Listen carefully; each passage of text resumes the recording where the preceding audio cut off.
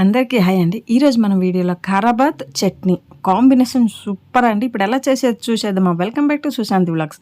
ముందుగా stove on చేసి pan పెట్టి ఒక 5 టేబుల్ స్పూన్ ఆయిల్ వేసి అందులో 1/2 టేబుల్ స్పూన్ ఆవాలు, 1/2 టేబుల్ స్పూన్ జీలకర్ర, మినపప్పు 1/2 టేబుల్ స్పూన్, శనగపప్పు 1/2 టేబుల్ స్పూన్, కొంచెం ఎక్కువ క్వాంటిటీ వేసుకోవాలా, ఓకేనా. వేసి ఆవాలు చిటపట అయిన తర్వాత వేరుశనగ గుడ్లు ఒక 3 టేబుల్ స్పూన్, తరువాత జీడిపప్పు ఒక 10 నుండి 15 వేసుకోవాలి. లో ఫ్లేమ్లో ఫ్రై చేసుకోవాలి, ఏది కూడా మార్చకూడదు, ఓకేనా. ఇందులో ఇప్పుడు మీడియం సైజు ఉల్లిపాయ ఒకటి సన్నంగా చాప్ చేసుకుని వేసుకోవాలండి. ఇందులో ఒక 5 నుండి 6 పచ్చిమిరపకాయలు సన్నంగా కట్ చేసుకుని వేసుకోవాలి. అలాగే అల్లం 1 ఇంచు ముక్క సన్నంగా కట్ చేసుకుని వేసుకోవాలి. కరివేపాకు ఒక 2 నుండి 3 రెబ్బలు వేసుకోవాలన్నమాట. అన్నీ వేసుకుని లో ఫ్లేమ్లో ఫ్రై చేసుకోవాలి, హై ఫ్లేమ్ పెట్టదు, అన్నీ మాడిపోతుంది.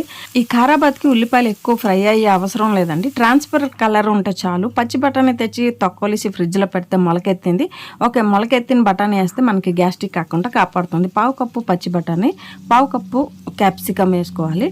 వేసుకుని లో ఫ్లేమ్లో పచ్చి స్మెల్ వెళ్ళినంత వరకు ఫ్రై చేసుకోవాలి. బఠానీ పచ్చి స్మెల్ వెళ్తే బాగుంటుంది. ఉల్లిపాయలు ఇలాగ ట్రాన్స్పరెంట్ కలర్ కనిపించాలి, ఎక్కువ మార్చకూడదు, ఓకేనా. తర్వాత ఇలాగ అన్ని లో ఫ్లేమ్లో ఫ్రై చేసిన తర్వాత మనం తీసుకునే కూరగాయలు, నేను ఈరోజు క్యారెట్, బీన్స్, ఆలుగడ్డ, తర్వాత కర్ణాటకంలో మనకి అవరేకాಳು అని దొరుకుతుందండి, చిక్కుడు గింజలు మీ దగ్గర ఉంటాయండి, లేదంటే స్కిప్ చేయొచ్చు, ఓకేనా, ప్రాబ్లం లేదు. కూరగాయలన్నీ వేసుకుని లో ఫ్లేమ్లో ఒక 5 నుండి 8 నిమిషాలు ఉడకబెట్టామంటే పచ్చి స్మెల్ లేకుండా మనం చేసే ఖైరాబాద్ ఇంకా టేస్ట్ రెట్టింపు అవుతుంది. 5 నిమిషాలు అయిన తర్వాత మూత తీసి ఒకసారి కలపాలి, ఎందుకంటే అడుగు మాడిపోతుంది కదా. కలిపిన తర్వాత మళ్ళీ మూత పెట్టి మరో 5 నిమిషాలు మళ్ళీ ఫ్రై చేసుకోవాలన్నమాట.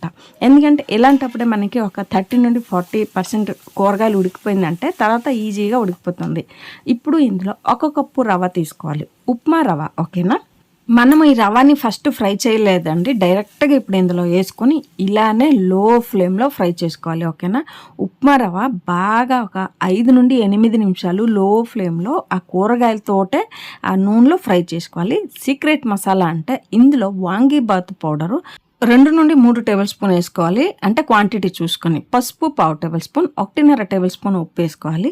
మీకు డౌట్ రావచ్చు, మా దగ్గర వాంగీబాత్ పౌడర్ లేదు అంటే మ్యాగీ మసాలా వేసుకుంటే అది వేరే డిఫరెంట్ టేస్ట్ వస్తుంది, ఓకేనా. మ్యాగీ మసాలా కూడా వేసుకొని చేయండి ఒకసారి, లేదంటే ఆన్లైన్లో వాంగీబాత్ పౌడర్ దొరుకుతుంది, తెచ్చి చేయండి, టేస్ట్ మాత్రం బాగుంటుంది. ఖైరాబాద్కి వాంగీబాత్ పౌడర్ వేయాలి.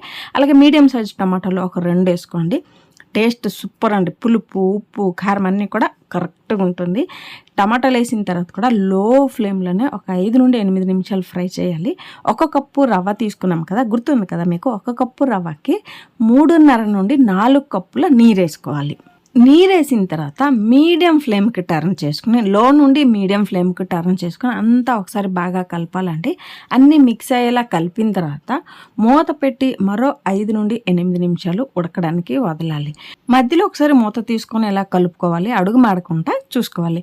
మనం ఈ ఖైరాబాద్ తినేటప్పుడు మనం వేరుశనగ గింజలు వేసాం కదండి, పలుకులాగా దొరికి ఆ టేస్ట్ మీరు ఒకసారి చేసి తింటేనే తెలుస్తుంది. ఇందులో లాస్ట్లో ఒక 2 టేబుల్ స్పూన్ నెయ్యి వేసుకోవాలన్నమాట. నెయ్యి వేసుకొని ఆ జీడిపప్పు వేసామో, నెక్స్ట్ వేరుశనగ గుడ్లు వేసాం కదా, మీరు ఒక్కొక్క స్పూన్ తినేటప్పుడు వేరుశనగ గుడ్లు పలుకులాగా దొరికి జీడిపప్పు దొరికి టేస్ట్ సూపర్ అండి. ఇలాగా నెయ్యి వేసిన తర్వాత కలిపి మూత పెట్టి మరో 2 నిమిషాలు లో ఫ్లేమ్లో ఉడకడానికి వదలాలి. లాస్ట్లో కొంచెం కొబ్బరి తురుము, కొత్తిమీర వేసేస్తే మనం చేసే ఖైరాబాద్ రెడీ అయిపోయిందనమాట. మీకు తెలుసు కదా మేము ఇల్లు కట్టిస్తున్నామని, ఆ ఇల్లు కట్టించినప్పుడు వాళ్ళకి ఏమో డౌట్ వచ్చిందని నాకు పిలిచారు, అక్కడికి వెళ్ళి రావడం లేట్ అయిపోయింది, కొంచెం గట్టి అయిపోయిందండి. ఖైరాబాద్ ఇంత గట్టి కాకూడదు, కొంచెం పలచగా ఉండాలి, ఓకేనా, గుర్తుపెట్టుకోండి. ఇప్పుడు చట్నీ కోసమని మిక్సీ జార్లో కొబ్బరి తురుము, పుట్నాల పప్పు, 4-5 రెబ్బలు తెల్లుల్లి, 4-5 పచ్చిమిరపకాయలు వేసుకోవాలి. చింతపండు కొంచెం వేసుకోవాలి, ఎక్కువ పులుపు ఉండకూడదన్నమాట. కొంచెం పుదీనా, కొంచెం కొత్తిమీర వేసుకొని రుచికి తగినంత ఉప్పు వేసుకున్న తర్వాత కొంచెం నీరు వేసుకొని నైస్గా పేస్ట్ లాగా గ్రైండ్ చేసుకుని వచ్చేద్దాం. చట్నీ రెడీ అయిపోయింది. చట్నీకి పోపు వేసుకుందాం. స్టవ్ ఆన్ చేసి ప్యాన్ పెట్టి 2 టేబుల్ స్పూన్ ఆయిల్ వేసి ఆవాలు, జీలకర్ర 1/2 టేబుల్ స్పూన్ వేసుకుని, శనగపప్పు, మినపప్పు 1/2 టేబుల్ స్పూన్ వేసుకుని, ఇందులో ఒక 2 ఎండుమిరపకాయలు, ఒక 2 రెబ్బలు కరివేపాకు వేసుకొని లైట్గా ఫ్రై చేయాలి, ఎక్కువ మార్చకూడదు. లైట్గా ఫ్రై అయిన తర్వాత మనం గ్రైండ్ చేసి తెచ్చాం కదా, చట్నీ మీద వేసుకోవాలి. చూసారు కదా ఎంత బాగుంది, గ్రీన్ కలర్గా ఉంది.